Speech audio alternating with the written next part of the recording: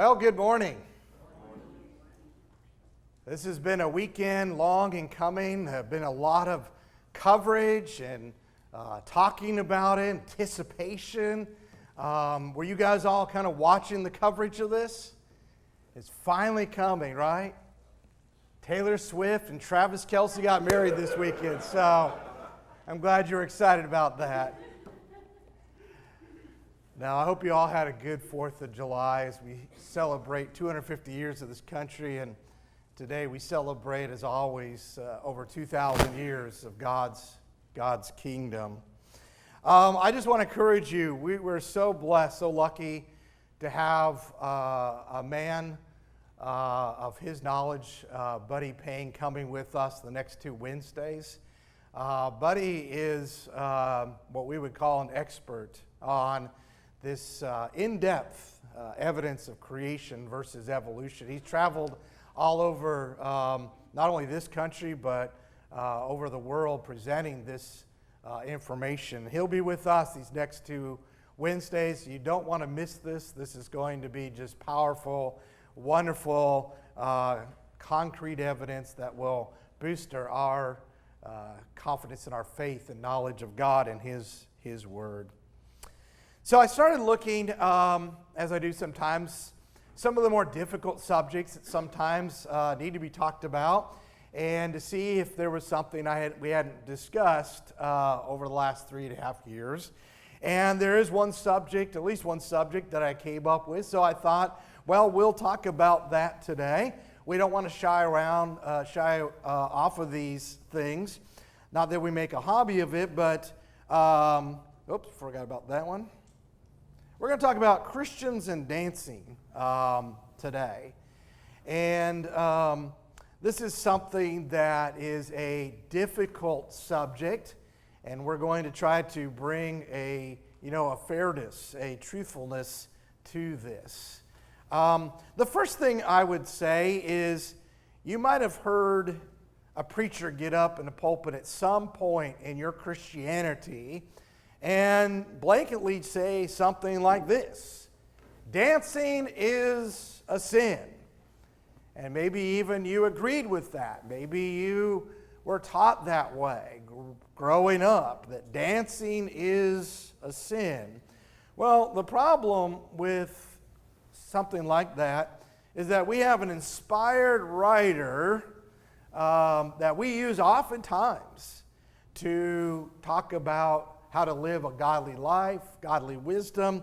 And that Solomon wrote in Ecclesiastes 3 verse 4, "There is a time to weep and a time to laugh, a time to mourn and a time to dance." And so Solomon himself says there's a context, there's a time where it's a time to dance. And so I don't think we can just have a broad brush and just talk about dancing as a sin when Solomon says, well, there is a time, there is a situation where it's appropriate for God's people to dance.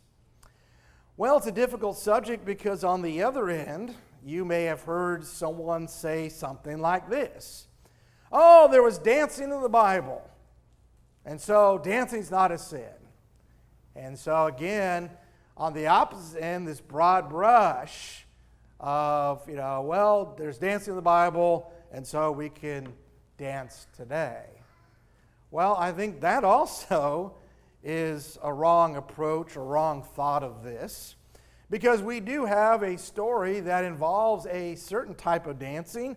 In Matthew chapter 14, verse 6, let's go ahead and read this story. It says, "But when Herod's birthday came, the daughter of Herodias danced before them and pleased Herod." Well, what kind of pleasure was that? Well, you could see he was very pleased, so much that he promised with an oath to give her whatever she asked. Having been prompted, she said, "Give me here on a platter the head of John the Baptist." It's almost like her mother knew exactly what was going to happen. She had that platter just hanging there, and boom, there it is. Well, yes, this passage is not speaking, there's no direct comment about the dancing of Herodias' daughter, but I think you can clearly see that in this story, this is a type of dancing, a sensual type of dancing that aroused Herod, and there's nothing positive about this. I don't know of any scholar, any commentator that takes and tries to justify this type of dancing. And so to say, with again a broad brush, that, there's dancing in the Bible so we can dance, no, I don't think that's a right way to look at this. Now, someone might say something along these lines, that there's so many questions out there about dancing, and so I've just decided for my own conviction, I'm just not going to be involved in it. I'm going to try to stay away from that activity. And I would say to you that the Bible says you can do that. There's nothing wrong with that. That's your personal conviction. I'm not going to be involved in it. The problem is that when we take our conviction and our reason for that, and now we start to put it on others. And we need to be careful of that. Yeah, this is a difficult subject because as we talk about dancing, what are we talking about? Are we talking about my right, my ability to dance as a Christian? Or are we talking about dancing with others? Are we talking about my own personal dancing, or are we talking about watching others dance? Where I'm not dancing, but I'm watching someone else. And I think it's still a very popular show, even among some Christians, this Dancing with the Stars, right? Well, that's not a Christian dancing, but you're watching this television show of others dancing with the stars. Is that something that is the same thing as my dancing? Is it some activity that we should be watching? We could talk about couples dancing at home. Is that the same thing as dancing in public? You start to see where we're going with this. There's different contexts, different environments, different types of dancing. We got square dancing. Is that the same as nightclub dancing? We got ballet. Is that the same as school dances? We've got cheerleading dancing. Is that the same as stage dancing, right? Maybe you're the one up on a performance, you're up on stage dance. Maybe you're watching someone dance. We've got sports dancing. And we've seen a lot of this with the World Cup, right? You know, someone scores a goal and everyone goes nuts, right? They're dancing and they're just leaping everywhere. Their team wins and there's this, celebration because they score, because they've won. Dancing at a wedding. And so you can see how difficult this is, especially if we want to just put a broad brush as to all these under the same umbrella. It's difficult. I would imagine if I took this list and went through the audience here, we would not all see these the same way. And so it's something that's very difficult. And I'm not here today to go through this list and personally tell you, okay, this isn't okay. But what I want to do is I want to give you some information. I want to give you some Bible passages that I think will help us as we look to, is this right for me? Is this something I should be involved in? There's so much difference as we talk about modern dancing, context, the environment, the type of dancing. This is a difficult subject because, yes, there is dancing in the Bible, but the dancing predominantly in the Bible does not exist today. And so when we look at the Bible, we're not necessarily talking about an apples-to-apples comparison. It's very different. It's kind of very similar to when we talk about social drinking, where people like to say, well, Jesus drank, and so we can drink. Well, it's not the same thing. Jesus is not drinking the same beverage that is wine today, and we have to take that into consideration. For example, in Exodus 15, 20 and 21, you have an example of predominantly what we find as far as dancing in the Bible. After the crossing of the Red Sea, Miriam the prophetess, Aaron's sister, took the timbrel in her hand, and all the women went out after her with timbrels and with dancing. Miriam answered them, "Sing to the Lord, for he is highly exalted. The horse and his rider he is hurled into the sea." Here's a group of women being led by Miriam, and they're dancing. But they're dancing to praise God, to honor God for this great victory as they cross the Red Sea. 2 Samuel chapter 6, verse 14 and 15, we have an account of David bringing the Ark of the Covenant, this time successfully to Jerusalem. And it says, "And David was dancing before the Lord with all of his might. And David was wearing a linen ephod. So David and all the house of Israel were bringing up the ark of the Lord with shouting and the sound of the trumpet." And so one of the ways he was praising God was, yes, dancing. And it's interesting as you go through that story, you have his wife, Michal, watching him dance, and what? She takes issue with it. There's a disagreement between her and David as to whether he should be doing that as a king or should be doing that at all. I don't know. But that disagreement about him dancing, the way he was dancing, affected their entire relationship from there on out. And so it's very interesting. But we have predominantly in the Old Testament people dancing and praising of God. Well, could we say that's a major motivation for people dancing in modern time? No, it's very personal, right? I'm going to dance because I like it. I'm going to dance because it's for my entertainment. I'm going to dance because of my enjoyment, right? God is not the motivation of our modern dance. And so it becomes difficult because of that. The International Standard Bible Encyclopedia says, of the social dancing of couples in the modern fashion, there's no trace. Again, I'm going to use that word predominantly. Predominantly what we see in God's people, we see in the Old Testament. This is not the same thing as what we have in modern times. In New Unger's Bible Dictionary, it must not be supposed that the religious dances had any similarity to modern dance. And so what I want to do this morning, I want to do two things. Number one, I want to give us some information about the dancing we see in the Bible. And then number two, I want to look at some ways that we can look at and we can be helped to know and make that decision. Is this right? Is this wrong? Is this something that's profitable for me? Is this something I should be involved in?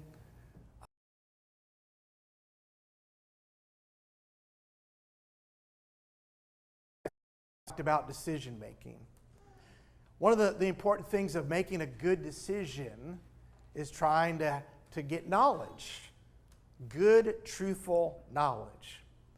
And so as restorationists, as those involved in wanting to get back to the Bible, if we've got this question about dancing, wouldn't it be good for us to go back and take a look at some things about God's people that are dancing in the Bible? And that's what we're going to do for a few moments here. But I also want you to make it very clear, I'm not saying that this is binding on us. I'm not saying, well, this is the rule for us, right? But I want to use this as information that should be influential. It should be important as we look at this subject of Christians and modern dancing. And so as we go to the Word of God, basically, especially in the Old Testament, we see that there are three types, or what we might say three reasons in the Bible that people danced, even God's people. Number one, people danced for joy, frequently done to express national joy. For example, when the ladies went out and they sang and they danced as David came back from victory, right? They're expressing that national joy, bringing their soldiers home, bringing David home victorious, right? That rejoicing slogan. Saul has killed his thousands and David his 10,000s. But we also have, interestingly, Jesus giving a parable in Luke chapter 15 of the prodigal. And of course, this is a parable, but I believe Jesus' parables are couched in true cultural context. And remember that when the prodigal comes home, the father is joyful. He wants to celebrate the homecoming of his son. And so they begin to celebrate. And the oldest son comes in, and it says he can hear the music and the dancing, right? Now, this is probably the example that comes closest to the motivation of modern dancing. But that in itself isn't enough. We're going to add to this a little bit. Number two, a second reason we see them dancing, as we've talked about, this is predominantly Israelites dance to praise Jehovah. And Exodus 15 is again that example of Miriam. We see David doing. We see references of the Psalms of dancing in praise of God. And then number three, obviously, that this is not a positive example of dance among God's people. People danced as part of idol worship. And a good example of that is Exodus 32 and in verse 19 in the golden calf. One of the things that as they worshiped the golden calf, there was music, there was dancing around the golden calf. So predominantly, those are the three reasons, the three types of dance we see in the Old Testament. Now, what about this question? What about men and women dancing together? So why are you asking that question? Two reasons, right? One, there's something very interesting when you study about God's people dancing in the Bible. And then you compare that to modern day dancing. Most, predominantly, not all, but most of our dancing in modern time is all about a man and a woman dancing together, right? Close proximity, reflecting on one another, maybe even touching, holding one another, right? Well, what about in the Bible times? New Unger's Bible Dictionary, the Jewish dance was performed by sexes separately. There's no evidence from sacred history that the diversion was promiscuously enjoyed. So you see 2 points there, that even if men and women were both dancing, men would be over here and women would be over here. Very different than most of our modern dance, right? And then he talks about that it wasn't done to be sensual or promiscuous. So you have to ask, why? Why would men dance over here, women dance over here, right? Well, maybe part of the idea was to take away that temptation of having this dance turn into something lustful or sensual or improper, right? We see this throughout. Here we have faucets. Dancing by men and women together was unknown. Again, we say predominantly. You probably could in history find maybe an example here or there, but this is the rule, not the exception. Nelson says, men and women never danced together, even on those occasions where both sexes participated in the sacred professional dances. They always danced separately. Dancing for sensual entertainment was unheard of among the Hebrews. Now imagine if that became the rule of modern time. That would take away a lot of this modern dancing, wouldn't it? Because so much of it is couched and motivated by men and women dancing together. And that's different than what we see in the Bible. And so again, is this binding? Is that the rule for us? No. But I think that's some important information we need to consider as Christians when we think about this question. Nelson goes on to say, and talking about Salome, the one we talked about before, Salome's infamous dance which won her John the Baptist's head on a platter was in the tradition of Greek dancing, a sensual art form rather than the act of worship. And again, just kind of reflecting that we see that dance as being different than the predominant dance we see in the Bible. We see what happened with Salome is more in typical of what might be characteristic of modern dancing. What about Christians in the New Testament? I want you to try to think about this. What about from the book of Acts all the way to the book of Revelation? I haven't been able to think about any passage, any reference that shows Christians involved in dancing. It's just kind of absent from the New Testament. Now, does that mean I'm saying that they weren't involved in some type of dancing? No, I'm sure that they were. Probably in the style that we've just talked about, the God's people praising God and so forth. But I think it's interesting that there's no reflection. In other words, this was never appearing to be an issue among the New Testament church. This was never, ever, pondered upon, that whether we should be doing this or not. There's no problem that arises that needs to be addressed. And again, a good question would be, why? Why was that? Well, because what they were doing was so different than what we have in our modern time. And so the references we have that I've found to dancing are during the time of Jesus, and I think reflect kind of that Old Testament Jewish type of dance. So let's, some important information when we consider this. So let's finish off with this. How can a Christian decide? We talked about, we had that chart, this list of different types of dance and different situations of dancing. Well, as we try to figure this out, whether we're talking about our own personal activity or we're talking about parents putting their kids in dance class or watching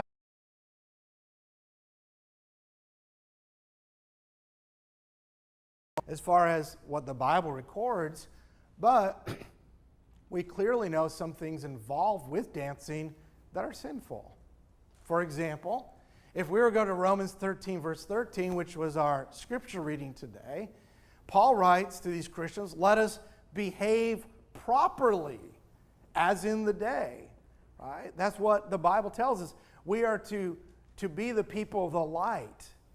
We are to walk where people can see us, behave properly as people can see, but not in carousing and drunkenness, not in sexual promiscuity and sensuality, not in strife and jealousy. Now, he's not talking about the context of dancing, but you and I know that a lot of what we put up on that list can and does involve these activities right here. And if we're contemplating a dance that involves sensuality, sexual promiscuity, an environment of carousing, drunkenness, even where there's strife and jealousy and fighting, it's not profitable for us. It's not something we want to be involved in. We find this word in the New Testament, sensuality, quite a bit in the Bible. It's the Greek word asalegia. It's reference to unbridled lust, excess, licentiousness, lasciviousness, wantonness. A lot of those ness words, right? What do those mean? Well, look at towards the end, right? These are words indicating indecent physical movements, unchaste handling of males and females. The physical relationship of a man and woman before marriage is important. We need to be careful because these words are saying that a young boy, a young girl, or just a man and a woman can't just have a physical relationship any way they want.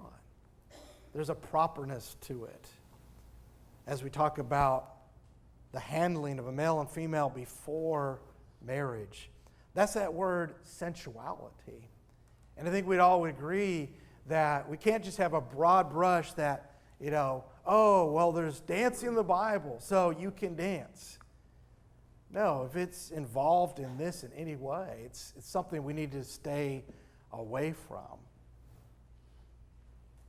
1 Peter chapter 4, verse 3.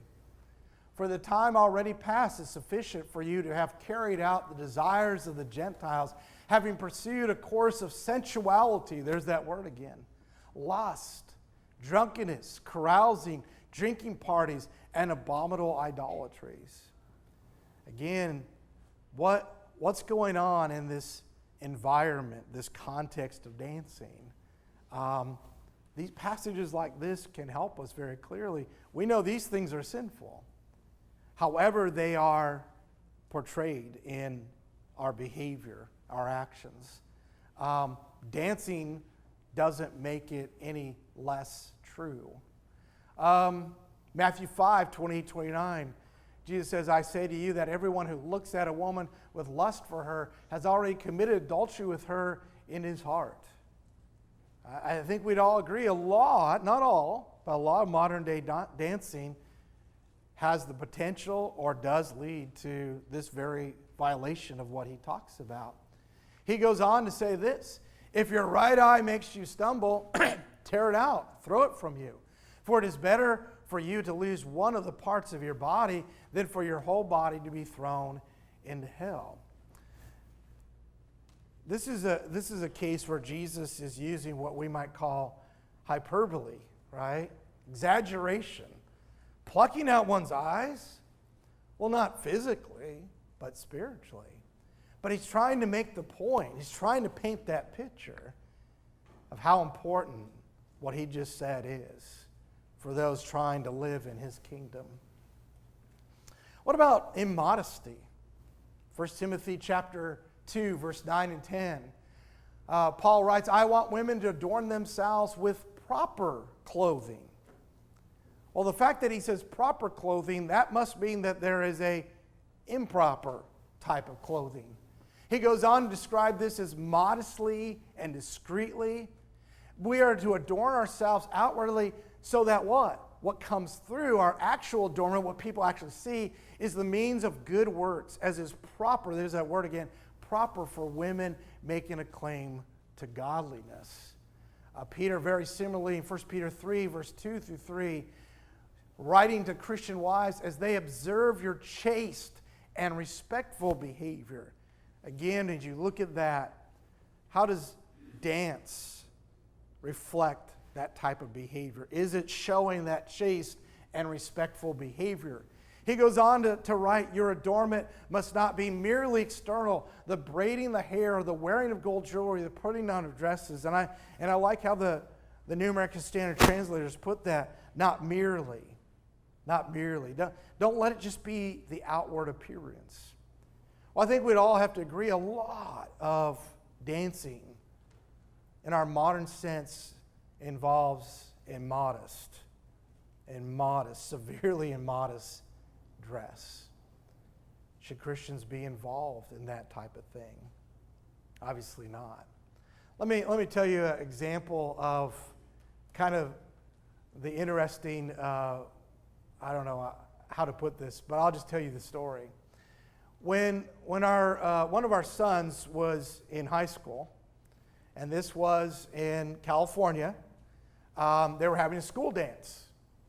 And believe it or not, the school district had a dress code that they were enforcing for the school dance. And they did send many young people away from the dance. They could go home, they could change, they could come back, or they could just go on their way. Now, this was a high school in California doing this, right? Now, that dress code, we probably wouldn't meet our standards, but at least you would have to say, more power to them. At least they're trying to enforce some type of decency. Well, going to the dance that night was a young lady that was on the cheerleading squad, a cheerleader for that high school. And she thought to herself, well, this cheerleading skirt that I wear to cheerlead at school for my high school team, endorsed by the school, is very cute. I will wear that. You know where the story is going, don't you? She was stopped at the door and told to go home and change. That is too immodest. You can see the hypocrisy that you get into that, well, cheerleading, you can wear that, but a school dance, you can't. And I find that really, really interesting. So these are things we know are not right. They're not appropriate. And you put them in the context of dancing, that doesn't change any of that. In addition to that, what about where this is taking place, the environment? That all needs to be considered, right? Is this at a nightclub, at a bar, right? You talk about all sorts of dancing, line dancing that's so popular today. Where's that taking place? What's going on? Smoking, drinking, drugs. A lot of the places where this dancing goes on, that's what's going on in the background. That's what's going on in the periphery. What about the types of dancing? Again, the body movement. What's going on? What kind of movements are there? Needs to be considered. What kind of music's being played? That's also an important factor. So, a difficult subject, but let's take what we can know about the Bible, especially when we talk about the things that are clearly marked as transgressions, things that are not profitable for us as Christians. And I think we can make good decisions because we are people with a heart dedicated to please God, not to be a friend of this world, not to think about ourselves. And we want to be involved in those activities that are going to bring us closer to God and not raise questions as to where our heart is, where our loyalty truly is. I want to leave you this morning with one passage in Ephesians 5, verse 3, where Paul writes these words, "But immorality or any impurity or greed must not even be named among you, as is proper among the saints." Again, that word proper comes up. Sorry about that. And I want you to notice that he talks about not just not being practiced, but he says it must not even be named among you. And so maybe a personal conviction to try to stay away from dancing, maybe that's the answer. You have to decide. But we can't have just a broad brushstroke, one way or another.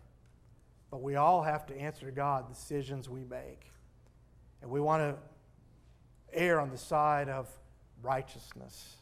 We want to be those people that reflect godliness to others as well as to God and ourselves. Why? Because we're all here to follow Jesus to that heavenly home. And maybe there's one here today that maybe had questions about their own behavior, their own life. Jesus is the answer to that. Jesus is the guide to all that, as we talked about. There are difficult questions in Christianity, but when we have a heart that wants to please Jesus, that's the first step. And the Bible tells us how to come to Jesus, how to have that forgiveness of sins, how to have those sins washed away. We can help you know that plan of salvation. We want to do that. We want to open up the Bible, let you see those passages, and give you a Bible answer for any Bible questions you have. Maybe one knows that they need to be washed in the waters of baptism this morning. If we can help you get your life right with Christ, won't you let that be known this morning as together we stand and as we sing.